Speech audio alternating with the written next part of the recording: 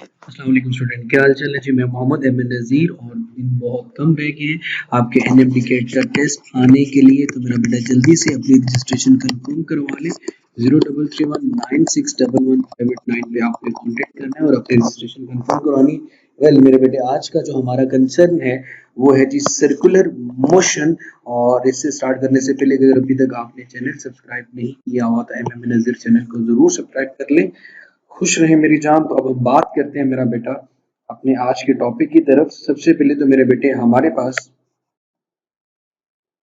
जो टॉपिक आ रहा है वो सर्कुलर मोशन चैप्टर है और इसमें सबसे पहले जो लफ्ज मैं बोल रहा हूँ वो मोशन के। तो what is the meaning of motion. हम कहते हैं यार, जब भी कोई ऑब्जेक्ट अपनी पोजीशन चेंज कर रहा हो, चेंज इन पोजीशन, उसको मेरा बेटा हम मोशन का नाम देते हैं। अब इस मोशन को कैटेगराइज किया जाता है मजीद। सबसे पहले जैसे कि अगर मैं बात करूंगा बेटा, एक हमारे पास होती है जी लीनियर मोशन। लीनियर का मतलब अगर कोई ऑब्जेक्ट बिल्कुल स्ट्रेट लाइन में along the X axis move कर रहा है या फिर along the Y axis move कर रहा है, तो इस मोशन को मेरा बेटा हम लीनियर मोशन का नाम देते थे। या सिंपली हम ये कह सकते हैं मेरा बेटा कि एक स्ट्रेट लाइन मोशन।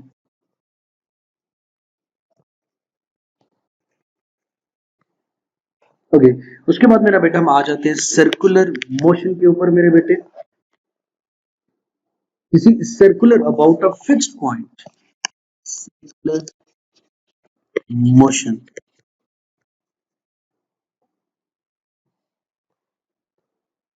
जैसे मेरा बेटा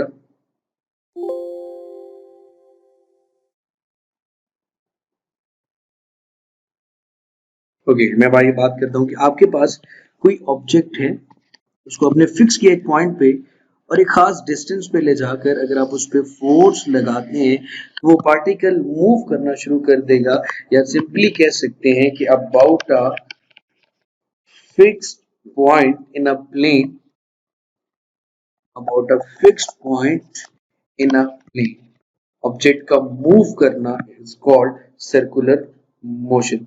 उसके बाद मेरे बेटे हमारे पास एक मोशन ये भी आ जाती है जो हमने वाइब्रेटरी मोशन या जिसे हम वाइब्रेशनल मोशन का नाम भी देते हैं। तो मेरे बेटे to and fro motion of a body about its mean position, इसको मेरे बेटे हम नाम देते हैं वाइब्रेटरी मोशन का। एक्चुअली हमारा कंसर्न इस सर्कुलर मोशन की तरफ है, इसे मेरा बेटा हम एंगुलर का नाम भी देते हैं। जैसे कि हमारे चैप्टर का नाम भी सर्कुलर मोशन या एंगुलर मोशन भी कह सकते हैं। लेकिन इस एंगुलर मोशन की फर्दर दो टाइप्स आ जाती हैं। सबसे पहले तो मेरा बेटा उनका जिक्र करते हैं मेरे बच्चे, फिर हम उसकी तरफ चलेंगे। हमारे पास एंगुलर डिस्प्लेसमेंट किसे कहते हैं, angular velocity and angular acceleration किसे कहते हैं। पहले तो ये चीज क्लियर करनी है कि एंगुलर मोशन को भी दो कैटेगरीज में डिवाइड किया गया है। एक मेरा बेटा आपके पास रोटेशनल होती है और दूसरी मेरा बेटा आपके पास सर्कुलर मोशन होती है। रोटेशन और दूसरी मैंने अभी जो लफ्ज बोला वो मेरा बेटा आ गया सर्कुलर। ओके, रोटेशन में मैं एक सिंपल सी लाइन लिखता हूं, axis of rotation inside,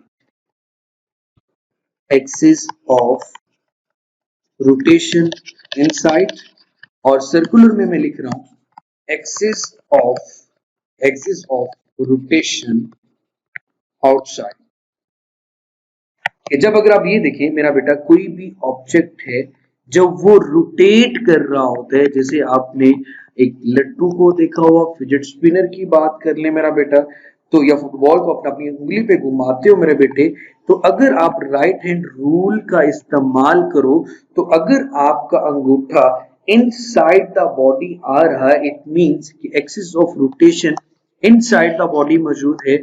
it means कि वहां पे रोटेशन हो रही, चीज अपने एक्सिस के गिर्द घूम रही है। जैसे कि मैं बात करता हूँ जितनी भी रिजिड बॉडीज है, मतलब जैसे कि घर में लगा हुआ पंखा भी एक रिजिड बॉडी है जिसमें सारे पार्टिकल्स एक दूसरे के साथ बड़े फिक्सली अटैच है और उनका axis of rotation inside the body मौजूद है। जैसे पंखा घूम रहा है तो उसका एक्सिस ऑफ रोटेशन पंखे के अंदर ही मौजूद है जिसके गिर्द वो घूम रहे हैं। गाड़ी के स्टीयरिंग की एग्जांपल ले लें, उसे मेरा बेटा हम नाम देते हैं रोटेशन का। एक बॉल को जब रोटेट या घुमाया जाता है वो अपनी एक्सिस के गिर्द घूम रहा होता है, इसे हम मेरा बेटा कहते हैं रोटेशन।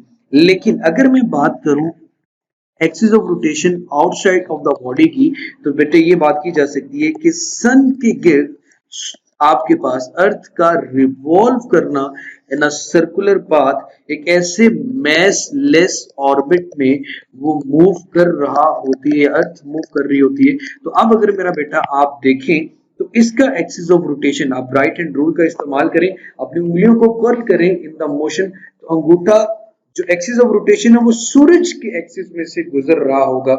इट मींस कि उसका एक्सिस ऑफ रोटेशन, जमीन घूम रही है लेकिन उसके एक्सिस ऑफ रोटेशन सन में मौजूद है, आउटसाइड द बॉडी मौजूद है। या सादा लफ्जों में बोलूं कि जब बॉडी रिवॉल्व कर रही हो एक सर्कुलर पाथ में, फिक्स्ड पॉइंट में, जब उसका जो रीजन है या एक्सिस ऑफ रोटेशन है वो बहुत दूर है उससे लेकिन उसके गिर्द घूम रही है, उसे हम सर्कुलर मोशन का नाम देते हैं। तो रोटेशन आप सबको बड़े अच्छे से, रोटेशन ऑफ अर्थ भी होती है अपनी ही एक्सिस के गिर्द 24 आवर्स में, और रेवोल्यूशन ऑफ अर्थ भी होती है जो आपके पास 365 डेज में होती है। तो जब वो अपने ऑर्बिट के गिर्द घूमती है तो 365 डेज ले लेते हैं, और जब 24 आवर्स की बात करते हैं मेरे बेटे तो हम रोटेशन ऑफ अर्थ का नाम देते हैं। तो ये मेरा बेटा सबसे पहले एंगुलर या एंगुलर क्वांटिटी को दो हिस्सों में डिवाइड करना, रोटेशन और सर्कुलर दोनों में डिफरेंस का पता होना भी जरूरी है। जब आप हायर क्लास में, जैसे कि आपको पता है मेरा बेटा, आपने इलेक्ट्रॉन की रोटेशन भी देखी और जो आपके पास इलेक्ट्रॉन का है वो रिवॉल्व होना या सर्कुलर मोशन में मूव करना भी देखा है। अब मेरे बेटे हम बात करते हैं एंगुलर डिस्प्लेसमेंट की। What is called angular displacement? Angular displacement किसे कहते हैं? तो मेरे बच्चे हम वन बाय वन पहले एंगुलर डिस्प्लेसमेंट की बात करेंगे, फिर एंगुलर वेलोसिटी की, और फिर एंगुलर एक्सेलरेशन की। हमने जैसे कि पहले भी कहा, एक पॉइंट को अगर एक खास डिस्टेंस पे ले जाकर इस पे फोर्स लगाई जाए तो उसका सर्कुलर पाथ में, प्लेन में मूव करना। तो मेरे बेटे जैसे कोई पार्टिकल P यहाँ पे मौजूद है और वो पार्टिकल P यहाँ से यहाँ तक P1 से P2 तक मूव करके गया, तो यहाँ पे उसने कितना एंगुलर डिस्प्लेसमेंट कवर किया वो हमें ये एंगल बताता है, जिसे हम चैप्टर नंबर 1 में प्लेन एंगल का नाम भी दे चुके हैं। एंगुलर डिस्प्लेसमेंट का दूसरा नाम मेरा बेटा प्लेन एंगल भी है, इसे टू डायमेंशनल एंगल भी कहते हैं। ये बात आपने मेरे बेटे पढ़ चुके हैं। अब सर्कल के सेंटर को हम O का नाम दे देते हैं, ये रेडियस R है। मेरे बच्चे इस चीज का जरा ख्याल रखिएगा, यहां से यहां तक जो डिस्टेंस है P1 से P2 तक, इससे पहले हम इसको R लेंथ पढ़ चुके हैं और इसको हम S से डिनोट करते हैं। और थीटा एंगुलर डिस्प्लेसमेंट हमारा S ओवर R बनता है मेरा बेटा। ये एंगुलर डिस्प्लेसमेंट एक तो हमें डिस्प्लेसमेंट की वैल्यू दे रहा है और दूसरा ही साथ साथ हमें डायरेक्शन ऑफ मोशन के बारे में भी बता रहा है कि ऑब्जेक्ट सर्कुलर पाथ में जो मूव कर रहे हैं उसकी डायरेक्शन ऑफ मोशन की डायरेक्शन किस तरफ है। तो मेरे बेटे हम इसे कहते हैं प्लेन एंगल भी कहते हैं, theta is equal to S over R. In case हम जो यूनिट लेते हैं ऐसे यूनिट मेरा बेटा वो रेडियन होता है। ये हमने रेडियन और रेडियन की डेफिनेशन में भी पढ़ा था। मेरे बेटे अगर डिग्री में देखा जाए, जब आपके पास डिग्री में देखा जाए तो जब एक चक्कर मुकम्मल होता है सर्कुलर पाथ में तो ऑब्जेक्ट 360 डिग्री का एंगल कवर करता है। मैं यहाँ पर आप लिख सकता हूँ मेरे बेटे, थीटा का अगर कैलकुलेट करना चाहूँ, जब circumference of the circle complete हो जाती है तो एस की वैल्यू हम 2 पाई आर लेते हैं। तो अगर आप यहाँ पे एस की जगह पे 2 पाई आर रखें डिवाइडेड बाय आर और साथ उसकी यूनिट आ जाएगा रेडियन। मार्कर जरा चेंज कर लेता हूँ ताकि क्लियर हो जाए ज्यादा। आर आर के साथ मेरे बेटे कैंसिल होगा तो आपके पास आ रहा है 2 पाई रेडियन एक कंप्लीट साइकिल के बाद। और अभी हमने कहा कि डिग्री में देखा जाए तो एक कंप्लीट साइकिल 360 डिग्री के बाद होता है। इट मींस 360 डिग्री और 2 पाई रेडियन दोनों आपस में इक्वल होंगे। तो मैं ये बात लिख सकता हूं मेरे बेटे कि 360 degree is equal to 2 pi radian. और यहां से मेरा बेटा अगर आप 1 रेडियन निकाल लें तो आपके पास आएगा मेरा बेटा पाई ओवर 180 रेडियन, पाई ओवर 2 इधर आके मेरा बेटा डिवाइड हो जाएगा तो ये बनेगा आपके पास पाई ओवर 180 रेडियन। 360 को 2 पे डिवाइड करेंगे तो मेरे बच्चे आपके पास 180 आएगा और 180 इधर आके डिवाइड हो जाएगा तो 1 degree will be equal to pi over 180 radian. और कोई आपसे पूछता है जनाब ये आपने रिलेशनशिप रेडियन और 1 डिग्री में डेवलप कर लिया कि भाई 90 डिग्री कितने रेडियन के इक्वल आएगा, तो यहाँ पे लिख लें 90 multiply by 1 degree is equal to pi over 180 into 90 मतलब 90 को दोनों तरफ मल्टीप्लाई कर देना है तो 90 degree will be equal to pi by 2 radian. वैसे भी पाई को 2 पे डिवाइड करें आंसर मेरे बेटे आपके पास 90 ही आता है। तो ये चीज भी आपके पास एक तरह की वेरिफिकेशन हो जाती है। उसके बाद मेरे बेटे अभी हम लोगों ने ये बात पढ़ ली कि जी 2 पाई रेडियन 360 डिग्री के इक्वल है। तो यहाँ से कुछ मजीद रिलेशनशिप भी डेवलप किए जा सकते हैं। जैसे कि अगर हमसे ये पूछा जाए कि 1 रेडियन कितने डिग्री के इक्वल आएगा तो यहाँ पे मैं सिर्फ 1 रेडियन रहने देता हूँ, 360 के साथ 2 पाई जाके डिवाइड हो जाएगा। पाई की वैल्यू अगर मेरा बेटा पुट करें 360 degree divided by 2 into 3.14 so 1 radian will be equal to 57.3 degree आ जाएगा। इसको मैं स्क्वायर बॉक्स में बंद कर रहा हूं और इसी के साथ मेरे बेटे ऊपर स्क्वायर बॉक्स में ये भी लिख सकता हूं कि 1 degree will be equal to 0.0174 radian.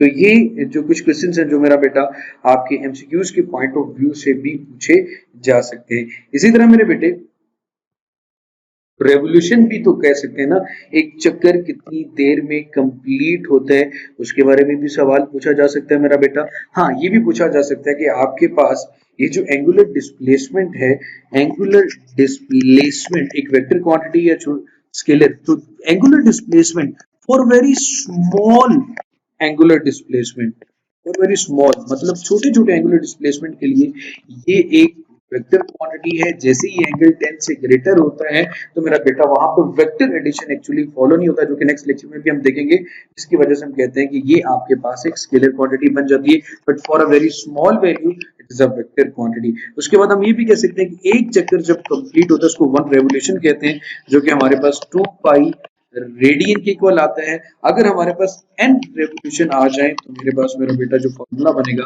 वो 2 पाई n रेडियन आ जाएगा। तो ये कुछ important discussion about the angular displacement. हाँ मेरे बेटे, हम तो बात करते हैं एंगुलर वेलोसिटी के बारे में बात करेंगे।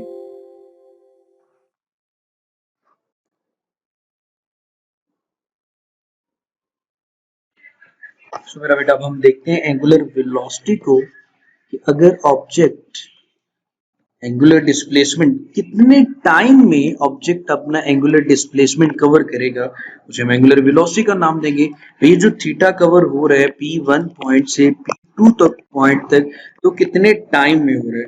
जैसे मेरा बेटा आप लोग वैसे भी velocity displacement divided by time, तो यहाँ पे एंगुलर डिस्प्लेसमेंट आ जाएगा। तो सबसे पहले अगर हम एवरेज वेलोसिटी का फॉर्मूला देखते हैं तो change in angular displacement with respect to time it's called angular velocity आ जाएगा मेरे बेटे।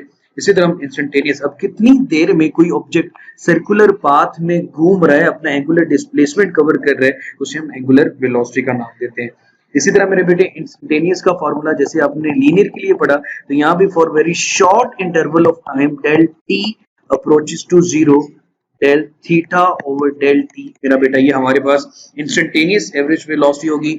एंगुलर स्पीड आपकी यूनिफॉर्म कब होगी मेरा बेटा, एंगुलर स्पीड कब यूनिफॉर्म होगी, जब आपके पास इंस्टेंटेनियस और एवरेज दोनों आपस में मेरा बेटा इक्वल आ जाएंगे, तो आपके पास एंगुलर वेलोसिटी यूनिफॉर्म आ जाएगी।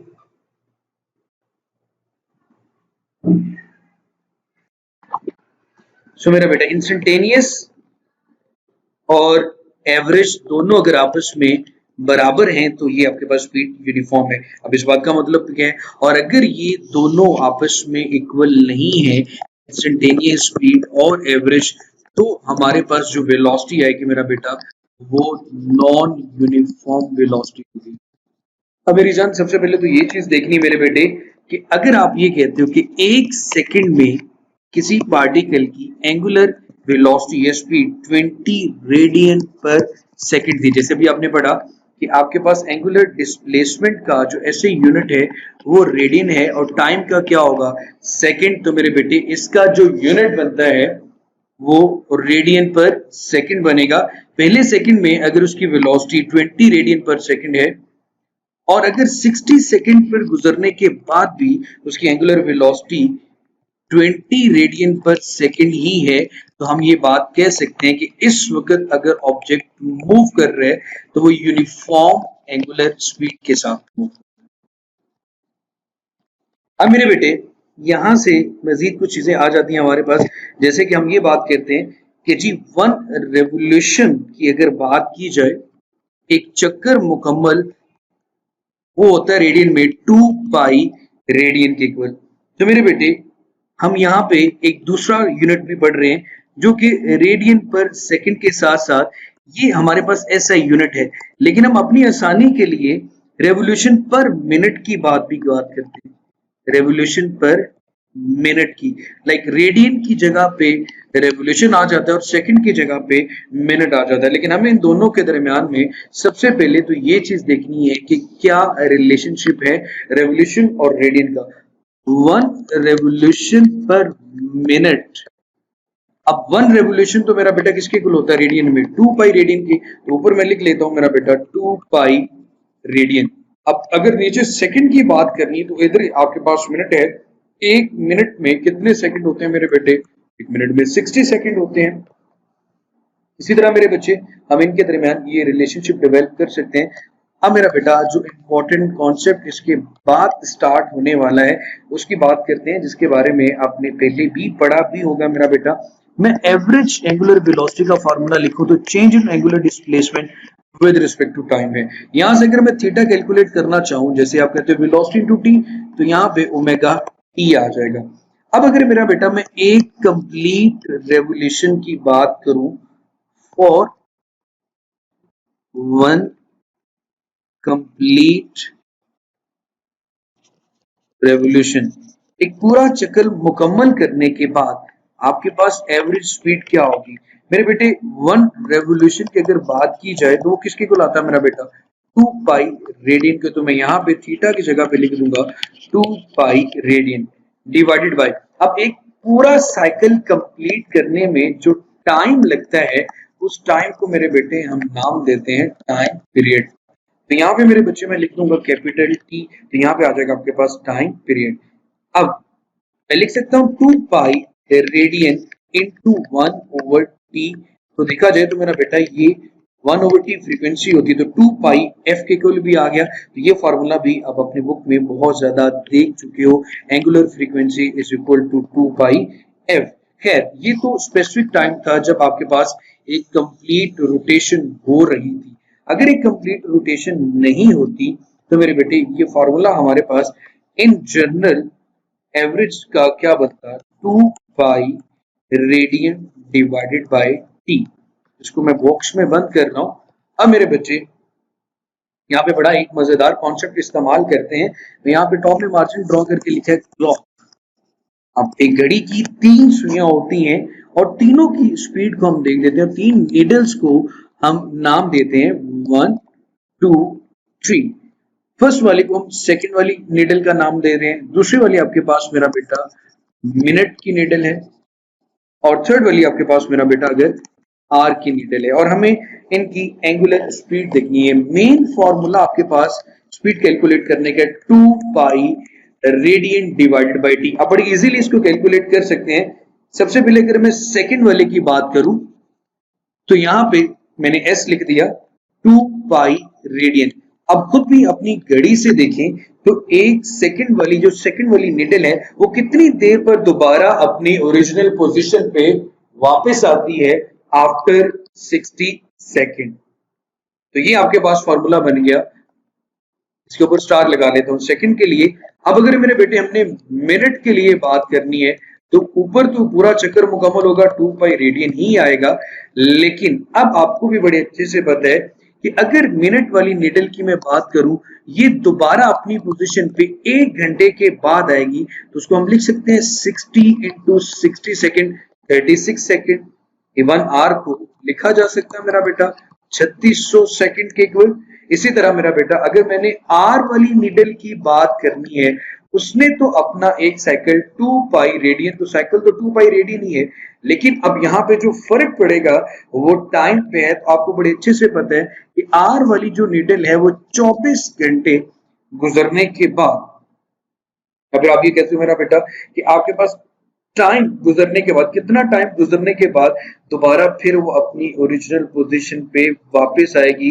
तो मेरे बेटे आप कहते कि 12 घंटे, तकरीबन 12 घंटे, 24 तो पूरे दिन में होंगे, 12 घंटे गुजरने के बाद अगर फर्ज करें अभी आपके पास 4 बज रहे हैं तो दोबारा फिर 4 पे निडल 12 घंटे के बाद आएगी, इट मीन्स 12 आवर के बाद। सो 12 इंटू 60 इंटू 60 सेकंड, सेकंड तक हम लोग मेरा बेटा बात करते हैं क्योंकि रेडियन पर सेकंड में स्पीड कैलकुलेट कर रहे हैं। सो ये हमारे पास एंगुलर स्पीड, उसके बाद आप वैल्यूज पुट करके इसके मजीद आंसर भी क्लियरफाई कर सकते हैं।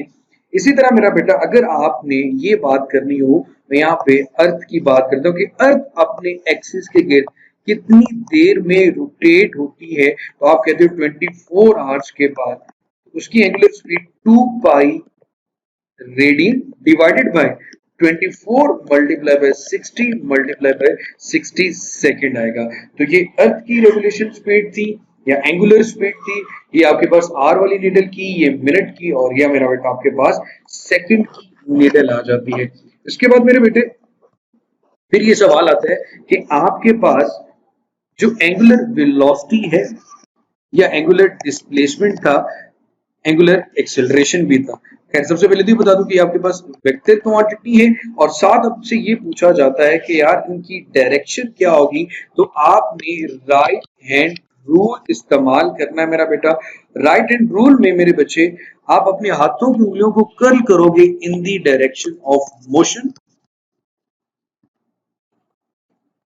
Curl in direction of motion, तो आपका जो अंगूठा होगा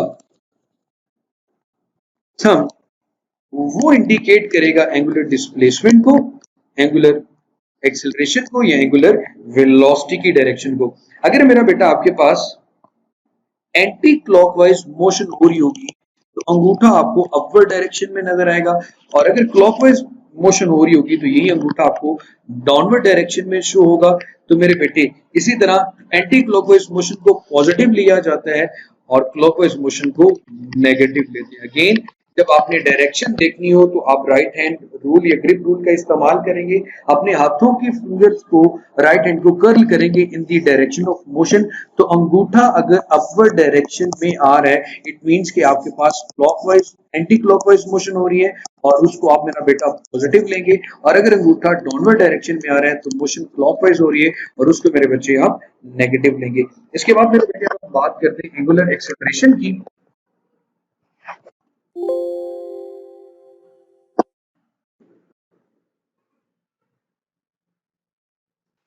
तो मेरा बेटा अभी हमें बात करनी है एंगुलर एक्सेलरेशन की। तो सबसे पहले एक्सेलरेशन का फॉर्मूला होता है change in velocity divided by change in time.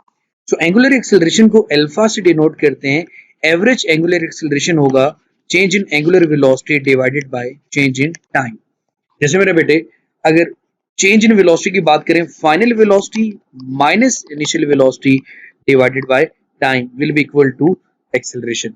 Formula को एक्सेलरेशन को इसी तरह से भी लिखा जा सकता है। इसी तरह इंस्टेंटेनियस की अगर बात की जाए एक्सेलरेशन की, तो limit del T approaches to zero del W divided by del T.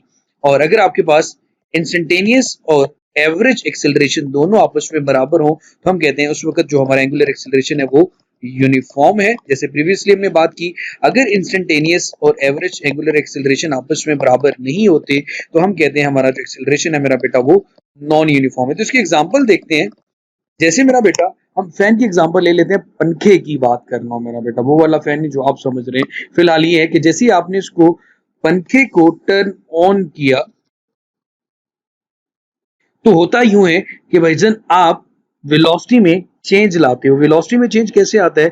Initially उसकी वेलोसिटी एंगुलर वेलोसिटी जीरो होता है, फिर मेरा बेटा आहिस्ता आहिस्ता वो एक कांस्टेंट वेलोसिटी को अटेन कर लेता है, लाइक उसकी कोई ना कोई फाइनल वेलोसिटी आ जाती है। तो हमारे पास जो फॉर्मूला बनता है फिर वो W F minus zero divided by T आ जाएगा। लेकिन जब पंखा एक कांस्टेंट स्पीड के साथ घूमना शुरू कर देता है, हम कहते हैं उसकी एंगुलर वेलोसिटी में अब कोई चेंज नहीं आएगा, तो उस वक्त जो हमारे पास एंगुलर एक्सेलरेशन आएगा वो जीरो हो जाएगा। वो ये स्पीड है कि जैसे ही आपने पंखे को ऑन किया तो आपने एक्सेलरेशन कैलकुलेट कर लिया कि जीरो से वो कुछ वेलोसिटी पे पहुंचा। जैसे ही पंखा तेजी से घूमने के बाद एक फिक्स्ड वेलोसिटी एंगुलर वेलोसिटी के पास पहुंच जाता है, मजीद उसमें वेलोसिटी में कोई चेंज नहीं आता, तो उस वक्त कहते हैं कि हमारे पास जो एंगुलर एक्सेलरेशन की वैल्यू है वो जीरो होगी।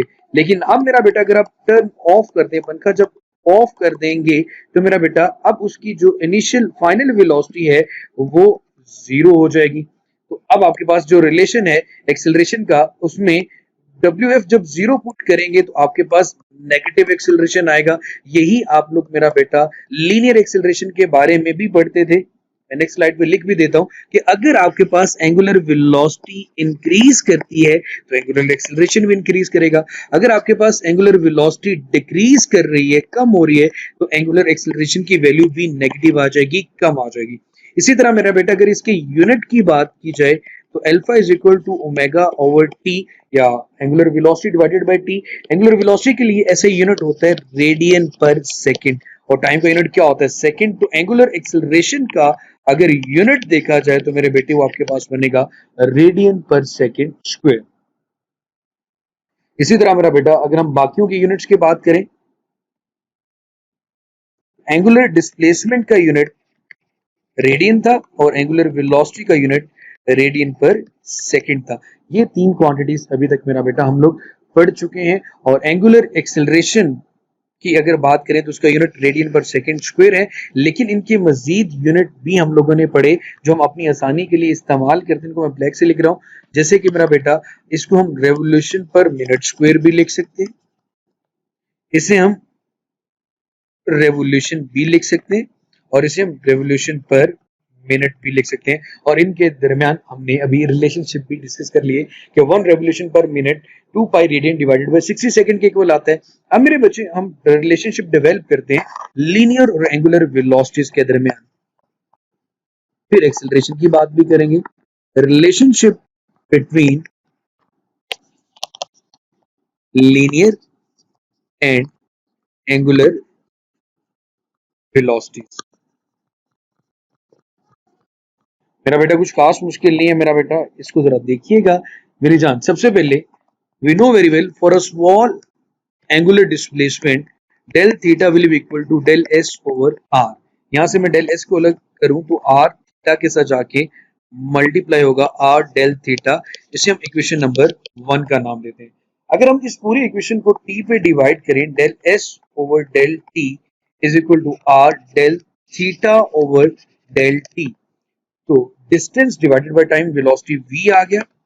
Change in angular displacement with respect to time, angular velocity omega आ गया। तो यहाँ पे हमारे पास रिलेशनशिप आ गया v linear velocity, r radius, और ओमेगा हमारे पास मेरा बेटा एंगुलर वेलोसिटी होती है। अब सपोज करें कि कोई ऑब्जेक्ट जो कि सर्कुलर पाथ में मूव कर रहा है, लाइक यहाँ पे मेरा बेटा कोई पार्टिकल है। अब इस डिस्टेंस को मैं सेंटर से r का नाम दे देता हूँ। एक चीज का याद रखना कि लीनियर वेलोसिटी हमेशा सर्कल के टेजेंट होती है, उसकी direction tangent to the circle होती है। अब टेजेंट टू द सर्कल का मतलब यह है कि अगर आपके पास ऑब्जेक्ट एंटी क्लॉकवाइज मूव कर रहे हैं या क्लॉकवाइज मूव कर रहे हैं, देखिए सबसे पहले मेरा बेटा हम बात करते हैं कि अगर ऑब्जेक्ट की मोशन एंटी क्लॉकवाइज है, लाइक यूं, तो ये इसका टेजेंट होगा अपवर्ड डायरेक्शन में, और अगर उसकी मोशन क्लॉकवाइज डायरेक्शन में है तो टेंजेंट मेरा बेटा फिर डाउनवर्ड डायरेक्शन में होगा। अगेन लीनियर वेलोसिटी हमेशा टेंजेंट टू द सर्कल होती है। अगर आपके पास मोशन एंटी क्लॉकवाइज आ रही है तो टेंजेंट अपवर्ड डायरेक्शन में आ रहा है, और अगर मोशन क्लॉकवाइज आ रही है तो टेंजेंट डाउनवर्ड डायरेक्शन में आ रहा है।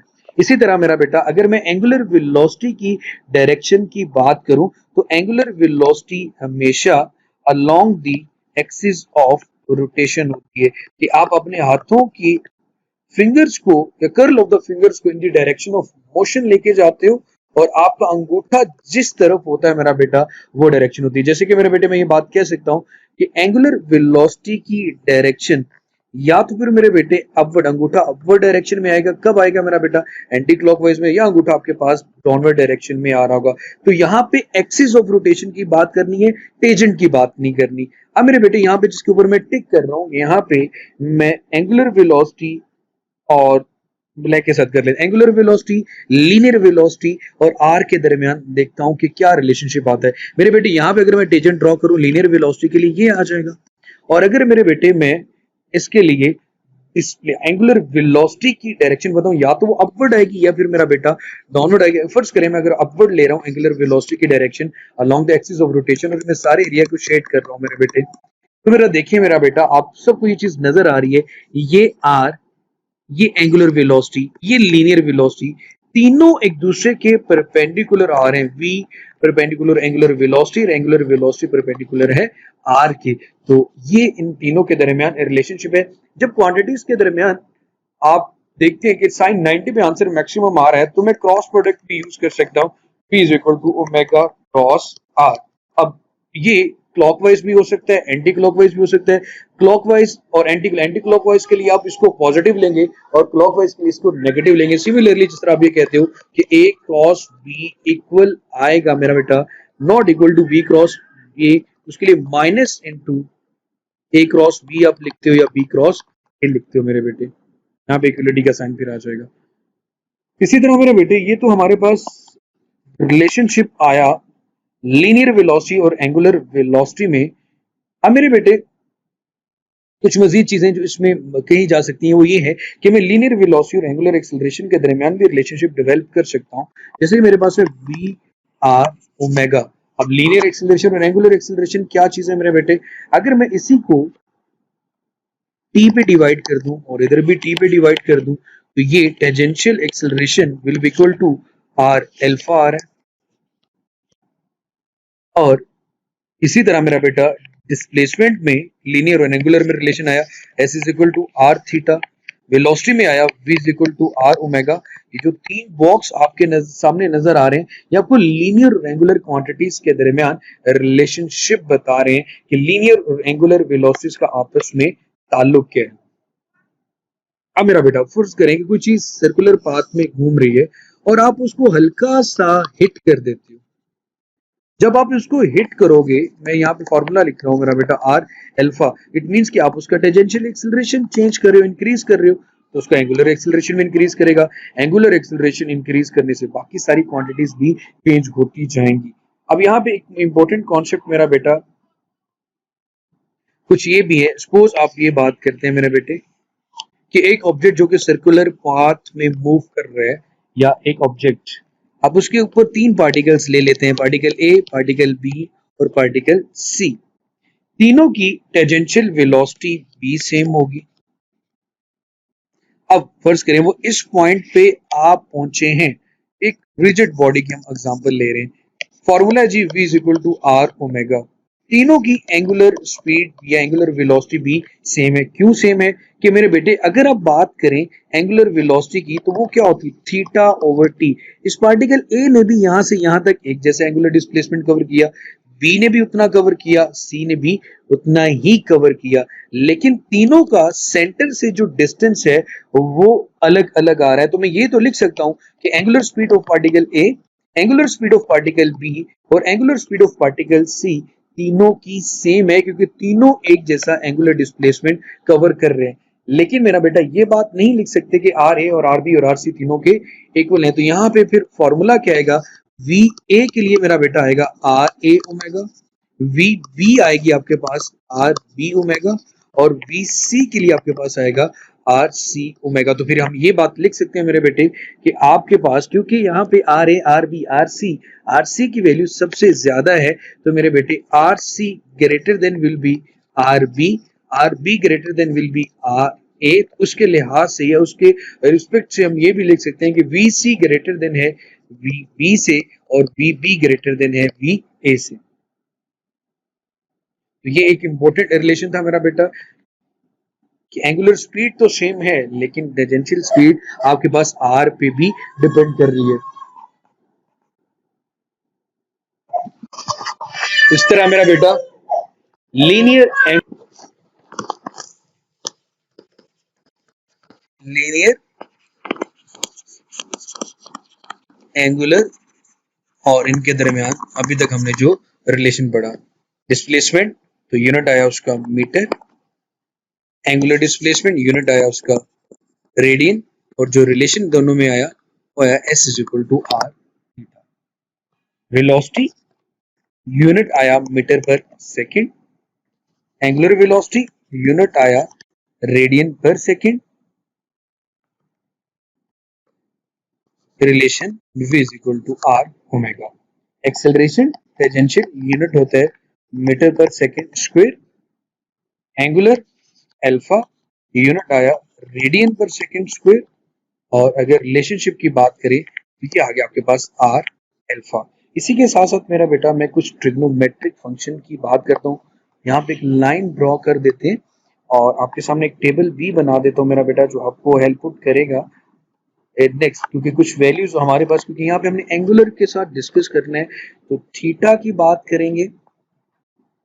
थीटा को मेरा बेटा हम डिग्री में भी देखते हैं और रेडियन में भी देखते हैं। उसके बाद हम तीनों ट्रिग्नोमेट्रिक फंक्शन की बात करते हैं, sine cos tangent, sine cos, यहाँ फिर थीटा, एक 0 डिग्री की बात करेंगे, 30 डिग्री की बात करेंगे। अगर 0 अगर पाई रेडियन में लिखा जाए तो ये पाई ओवर 6 भी लिखा जाता है डिग्री में। 45 डिग्री को लिखा जाए तो पाई बाई 4 लिखते हैं। 60 डिग्री को देखा जाए तो इसको हम पाई बाई 3 लिखते हैं। 90 डिग्री को देखा जाए तो इसको हम पाई बाई 2 भी लिखते हैं। 180 डिग्री की बात की जाए तो इसको पाई में सिर्फ पाई लिखा जाता है। 270 डिग्री की बात की जाए इसको हम 3 पाई बाई 2 लिखते हैं। और 360 डिग्री की बात की जाए तो मेरा बेटा हम इसको 2 पाई लिखते हैं। अब हमारे पास ट्रिग्नोमेट्रिक फंक्शन है साइन, ट्रिग्नोमेट्रिक फंक्शन है कॉस और ट्रिग्नोमेट्रिक फंक्शन है टेंजेंट। अब मेरा बेटा साइन 0 पे 0 देगा, कॉस 0 पे 1 वैल्यू देता है और टेंजेंट 0 पे 0 देता है। इसी तरह मेरा बेटा साइन 30 पे 1/2, कॉस 30 पे √3/2 और टेंजेंट 30 पे 1/√3 देता है। इसकी वैल्यू साइन 45 पे भी 1/√2 है, कॉस 45 पे भी 1/√2 है, लेकिन टेंजेंट पे सिर्फ और सिर्फ 1 आ रही होती है। आप साइन और कोस की रेशियो लेकर भी आंसर टेंजेंट का निकाल सकते हैं। आपको पता है टेंजेंट थीटा क्या होता है, sine theta over cos theta भी आता है मेरा बेटा। इसको देखा जाए तो 60 डिग्री पे ये वैल्यू दे रहा है √3/2, ये वैल्यू देगा 1/2 और ये देगा √3। इसी तरह 90 पे साइन 1 देता है, कॉस 0 और टेंजेंट पॉजिटिव इंफिनिटी। इसी तरह मेरा बेटा ये 0 -1 0 -1 0 माइनस इन्फिनिटी, ये 0 1 0। तो ये टेबल मेरा बेटा अगर आप कॉपी कर लेंगे, मैं दरम्यान में मार्जिन ड्रॉ कर देता हूँ ताकि ये क्लियर हो जाए, तो मेरे बेटे आप देख लें।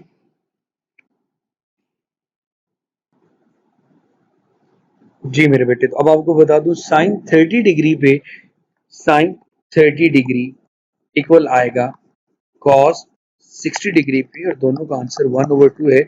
इसको आप 0.5 भी लिख लेते हैं, मतलब साइन 30 पे भी आपके पास 1/2 आ रहा है और कॉस 60 पे आपके पास कितना आ रहा है 1/2। तो ये दोनों वैल्यूज किस तरह आपस में रिलेट कर सकती है, अब इनका ऑलरेडी देखते हैं। साइन 60 पे जो वैल्यू है वो cos 30 पे जो √3/2 है, इसको लिख सकते हैं 0.8665। तो ये आपको हेल्प आउट कर सकती है जब न्यूमेरिकल प्रॉब्लम आते हैं उनको सॉल्व करने के लिए। इसी तरह मेरा बेटा जिस तरह आप लोगों ने इक्वेशंस ऑफ मोशन पढ़ी होती है मेरे बेटे, इसके लिए मेरी जान लीनियर के लिए जैसे आप पढ़ते हैं first equation of motion, second equation of motion, तो उनको आप सर्कुलर मोशन में भी डील करते हैं। जैसे कि हमारे पास Vf is equal to Vi plus A T है, अगर इसको एंगुलर में लिखना हो तो omega F is equal to omega I plus alpha T आएगा। अगर सेकंड की बात करें तो S is equal to V I T plus 1/2 A T square, तो यहाँ पे आएगा मेरा बेटा theta is equal to omega I T plus 1/2 alpha T square. Similarly मेरा बेटा ये आएगी 2as is equal to V S square minus V I square, तो ये आएगा 2 alpha theta is equal to omega F square minus omega I square. ठीक हो गया मेरे बेटे। अब इनका यूज कैसे करना है, जैसे कि एक्सेलरेशन निकालना हो तो ओमेगा एफ माइनस ओमेगा आई ओवर टी, कोई ऑब्जेक्ट जो कि 3 से 5 रेडियन पर सेकंड की वेलोसिटी के वे चला जाता है तो आप 5 माइनस 3 इन 2 सेकंड इस तरह कैलकुलेट कर सकते हैं। इसी तरह मेरा बेटा अगर सेकंड इक्वेशन की बात करें तो theta is equal to omega I T plus 1/2 alpha T square. अगर कोई ऑब्जेक्ट जो कांस्टेंट एंगुलर स्पीड के साथ मूव कर रहा है तो उसका एंगुलर एक्सेलरेशन क्या होगा, जीरो। इक्वेशन सिर्फ क्या बचेगी, थीटा ओमेगा आई टी। फर्ज करें वो स्पीड आपके पास 30 थी 5 सेकंड के लिए, तो एंगुलर स्पीड या एंगुलर डिस्टेंस कितना आ जाएगा, 30 इंटू 5 150 रेडियन आप लिखेंगे मेरा बेटा, क्योंकि यहाँ पे आप थीटा की बात कर रहे हो। इसी तरह मेरे बच्चे अगर आपके पास इनिशियली कोई रेस से स्टार्ट करता है तो इनिशियल स्पीड उसकी जीरो हो जाएगी, तो थीटा सिर्फ 1/2 अल्फा टी स्क्वायर के इक्वल आ जाएगा। तो ये यूज है मेरा बेटा कि हम इसका कैसे इस्तेमाल करते हैं। जैसे आप लीनियर का इस्तेमाल करते हैं वैसे ही आपने इन क्वांटिटीज को मद्देनजर रखना है कि भाईजान इनको सॉल्व कैसे करना है। अब मेरे बेटे कुछ प्रैक्टिस के लिए जो क्वेश्चंस हैं वो ये है कि आपने फर्स्ट एग्जाम बुक की करनी है। इसी तरह मेरा बेटा फर्स्ट एग्जाम्पल के साथ साथ फर्स्ट 2 न्यूमेरिकल्स है मेरे बेटे, उनको आपने अच्छे से करना है। So wish you good luck, खुश रहें, हंसते रहें, आबाद रहें। और अभी तो अगर आपने चैनल नहीं सब्सक्राइब किया हुआ तो एमएबी नज़ीर चैनल को जरूर सब्सक्राइब कर लें मेरा बेटा। अल्लाह ताला आप सबका हमें नासिर हो। और कुछ क्वेश्चन जो आपको फ्रंट ऑफ द स्क्रीन पे भी मैं दिखा देता हूँ जो कि आपकी आसानी के लिए होंगे, उनको भी जरूर अच्छे से कीजिएगा। अल्लाह हाफिज।